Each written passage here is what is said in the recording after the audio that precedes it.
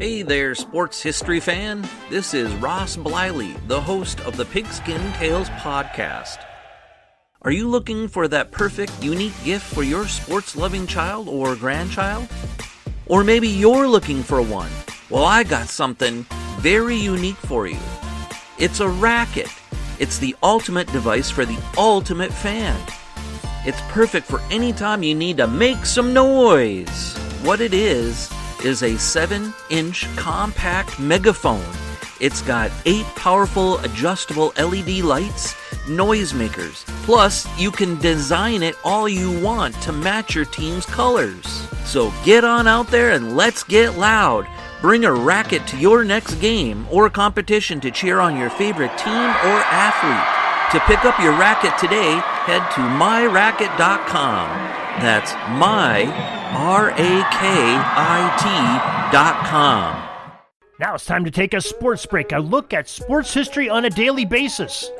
Hello, my friends of sports history. This is Darren Hayes of the Sports Jersey Dispatch. Welcome once again to the Pig Pen, your place for all things great in sports history, and welcome to your sports break for December 9th, as we will talk about some of the greatest athletes that had some great things happen to them on this date of December 9th, and the uniform numbers that they wore to tie it all together in one nice little package. Before we get to that, let's make sure you know how to send your feedback to us. We love to get emails from you, our listeners, and it is very easy to do. pigskindispatch@gmail.com. Pretty simple, right? If you forget, there's the links in this show notes of this podcast. You can do it that way. You can also DM us on Twitter. We are at Pigskin Dispatch, or Facebook, Pigskin Dispatch. Real simple. And those uniform numbers we promised you for December 9th we'll talk about are the numbers 99, 48, 72, 54, 25, 29, 33, 24, 27, 10, 89, 6, 12, and jersey number 29, which I think I already said. December 9th, 1931, baseball cuts the squad from 25 to 23 players on the roster that you're allowed to have, and the National League continued to prohibit uniform numbers, which sounds kind of odd. Not sure what the reasoning was behind that, but saw a lot of programs that way, and I think the American League figured that out. The National League, a little bit behind the times. Give them another year or so, they'll be in those uniform numbers. Now, December 9th, 1935, the first Heisman Trophy Award, which actually wasn't called the Heisman at that point, it was called the Downtown Athletic Club Award, the only year for that award, later to be called the Heisman. Well, it was given to University of Chicago player Jay Berwanger, who won that, and he wore that number 99 for Chicago with the Chicago Maroons that were coached by Amos Alonzo Stagg. Interesting point about Jay Berwanger, he ended up being a first-round draft pick, and the number 1 pick in the draft, and never played in the NFL. So that's an interesting thing there. That was actually in the very first NFL draft by the Philadelphia Eagles, and Burt Bell was the owner, who later became commissioner. He was the one that made that pick. So December 9th, 1938, the 1939 NFL Draft occurred, and Key Aldridge, number 48 from TCU, was the first pick by the Chicago Cardinals. December 9th, 1939, the 1940 NFL Draft occurred, and George Cafego, number 72 from the University of Tennessee, was the first pick by the Chicago Cardinals. They had a lot of first-round picks there in 1939, 1940. Maybe we'll have to get Joe Ziemba on one of these days to find out what was going on there. They had so many of these first-round picks.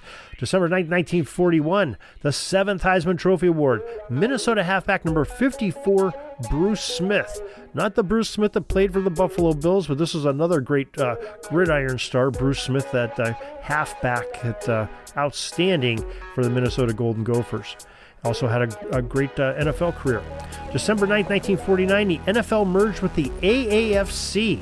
The Cleveland Browns, San Francisco 49ers, and the Baltimore Colts, not so much they were merged. The other teams in the AAFC were sort of let go and thrown to the wind.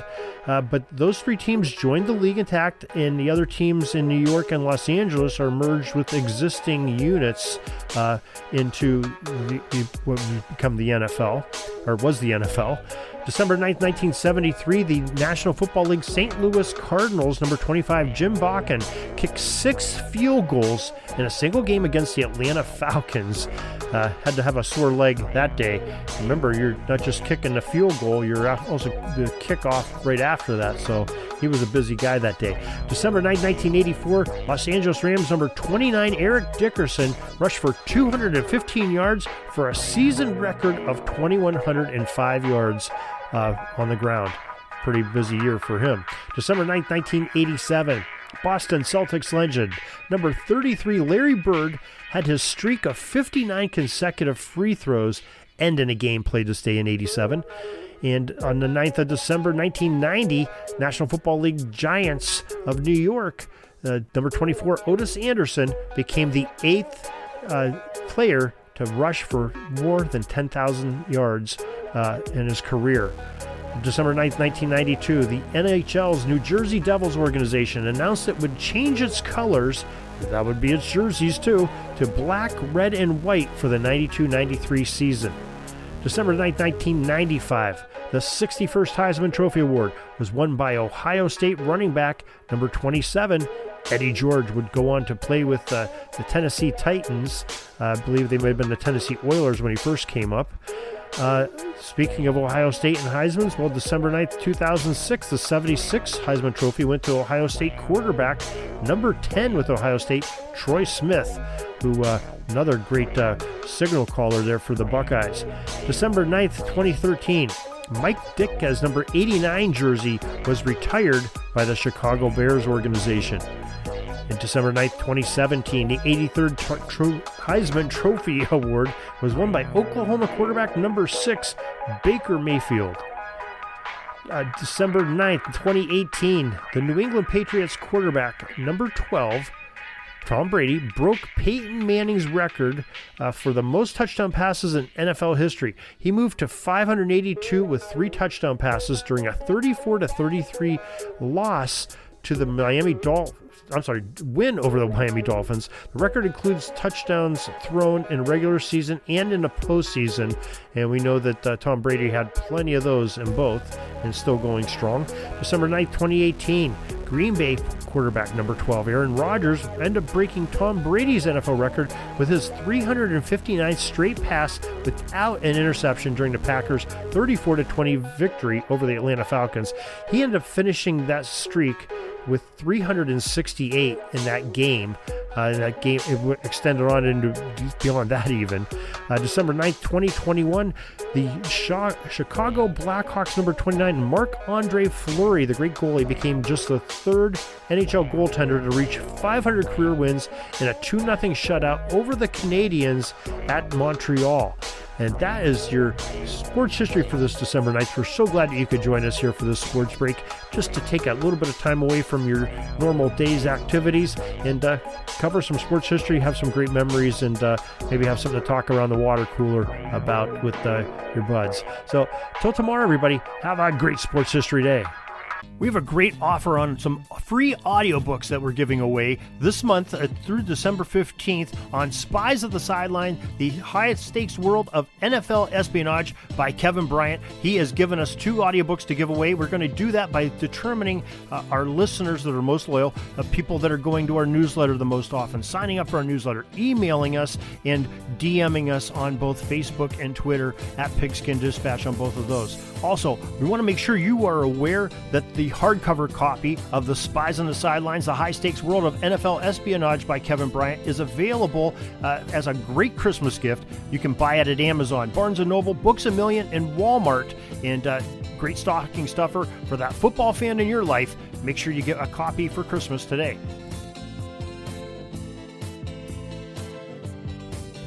Sorry, but my pitching coach just called timeout and he's coming out to the mound. I think I'm going to get yanked for a reliever. We'll see you back tomorrow for some more great sports history on Sports Jersey Dispatch Podcast. We invite you to check out our websites, jerseydispatch.com and pigskindispatch.com. Not only see the daily sports history, but to experience the preservation of great events and people that play the games. Find us on Pigskin Dispatch. It's also on social media outlets of Facebook, Twitter, Instagram, and don't forget the Pigskin Dispatch YouTube channel to get all your daily sports history. Pigskin Dispatch is happy to be associated with the Sports History Network, the sports headquarters of yesteryear, found at sportshistorynetwork.com. This podcast is part of the Sports History Network. your headquarters for the yesteryear of your favorite sport.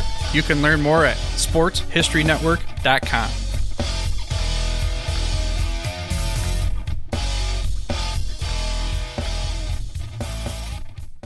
Hey there, sports history fan. This is Arnie Chapman, aka the Football History Dude, and I hope that you enjoyed this recent episode presented by the Sports History Network and were able to learn some good old-fashioned sports history knowledge nuggets. I started the Sports History Network back in 2020 with the mission to help podcasters find a community of like-minded sports history nerds, as well as helping aspiring podcasters to start their own shows. We have a little bit over 30 shows on the network right now covering all sorts of sports history, but as far as I'm concerned, we're just at the toothpick in the ocean moment, that can't even figure it out because there's so much more coming. We wanted to create the ultimate headquarters for sports yesteryear, starting with Podcast Network and our website, but we're going to continue to move into other mediums as well. And here's the cool part, because we want you to be part of our team. So if you're interested in starting your own podcast, or maybe being a guest on one of our shows, or who knows, maybe even writing an article for us over on the website. Seriously, all you gotta do is reach out to us on the contact page over at sportshistorynetwork.com. You can be as technologically savvy as a Neanderthal tapping on a stone trying to figure out this whole hieroglyphics thing back in the day. Again, it doesn't matter, because even if you don't understand the whole podcast space, we have a production team that can pretty much help you out with doing everything. All you gotta do, head over to sportshistorynetwork.com, head to the contact page, fill it out. That message goes right to me, and I'll reach out to you as soon as I can. But for now, dude, I'm through if you're through.